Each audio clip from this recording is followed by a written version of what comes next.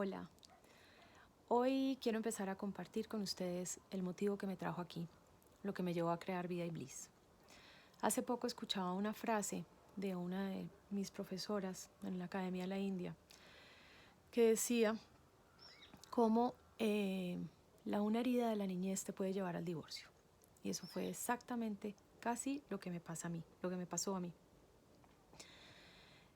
A finales del 2013, en diciembre del 2013 para ser precisos, cumplí 20 años de casada y había durado 8 años de novia, ya que para ese momento llevaba 28 años con mi esposo.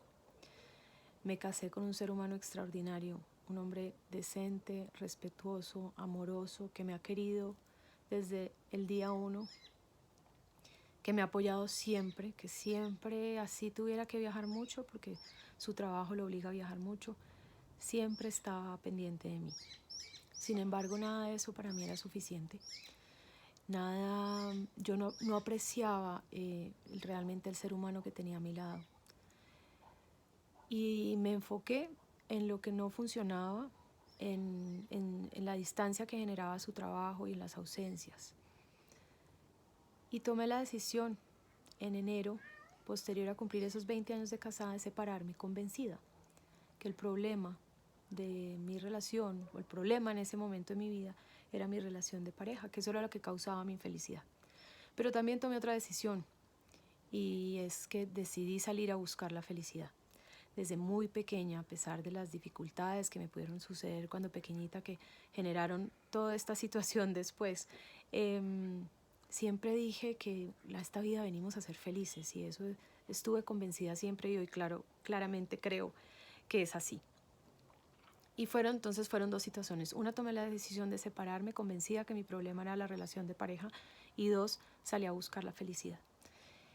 Y en ese proceso me dediqué a observarme, a leer y a aprender mucho.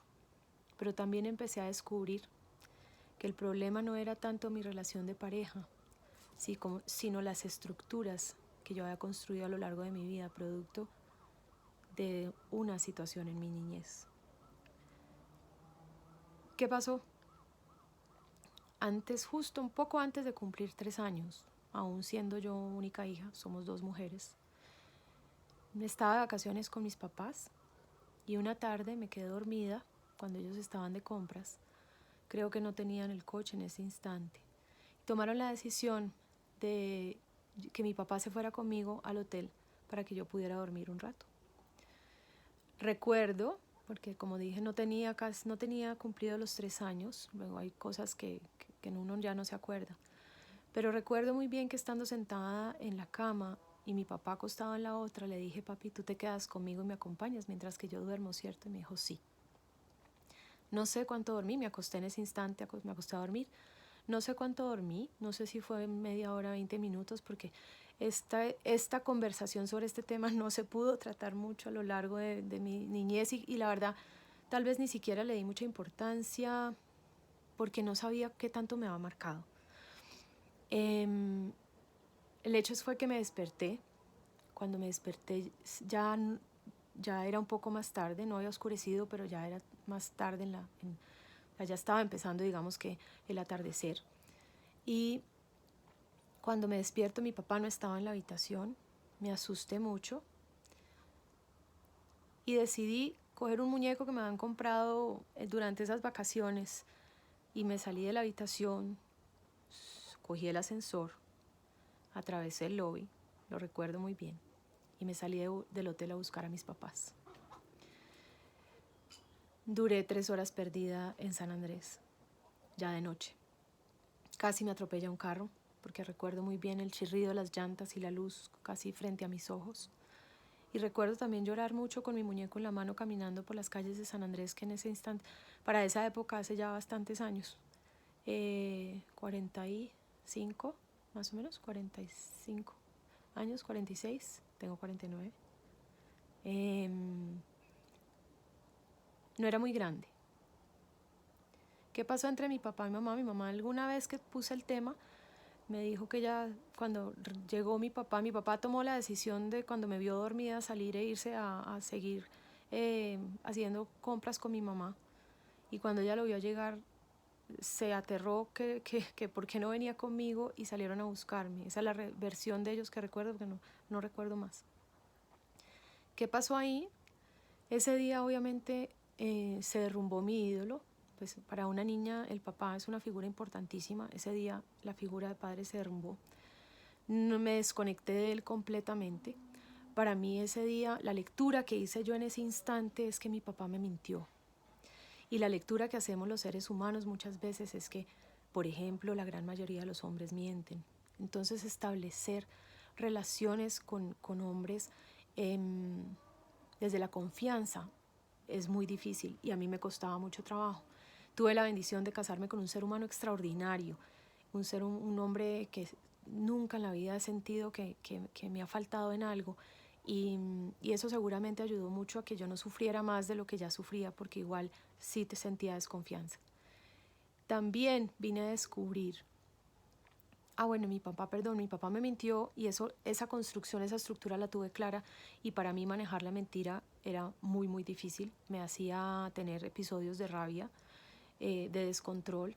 Cualquier persona que me mintiera para mí me generaba, era ira, debo confesarlo, era mucha ira.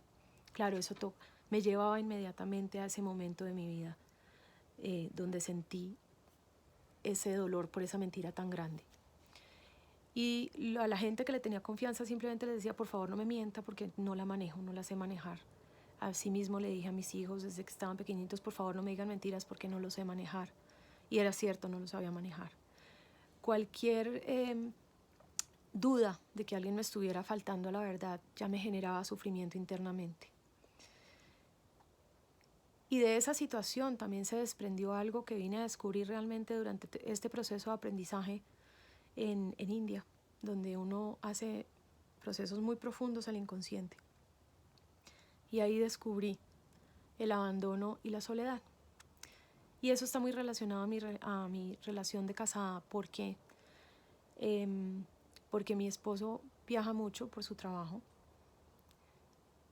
Y esa estructura que se construyó en mí con esa situación con mi padre de abandono y soledad, obviamente me hizo mucho daño durante los 20 años de matrimonio, cuando estás casada con una persona que viaja mucho por trabajo. A pesar de que tú sepas, estés de acuerdo, lo apoyes, inconscientemente eso me hizo muchísimo daño.